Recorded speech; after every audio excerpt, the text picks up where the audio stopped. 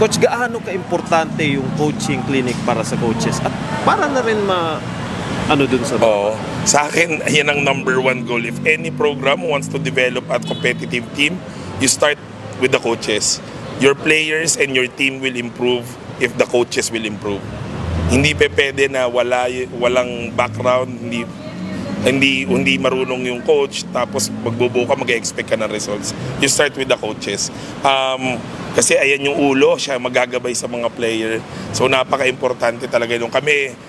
Hindi naman sa sobrang dami namin ginugol na oras. Actually, kahit nga yung pag sinearch mo sa YouTube, yung FIBA coaching clinics, napakadami, 200 plus videos yun. Siguro, nasa 100 plus na napanood ko doon. Yung iba pa, ulit-ulit pa kami lahat ina-assign namin. So, yun talaga, tatrabahuhin lang talaga na kasi maybe baka minsan akala nyo, baka pwede kasi yung coach alam yung basketball, pero hindi alam ang coach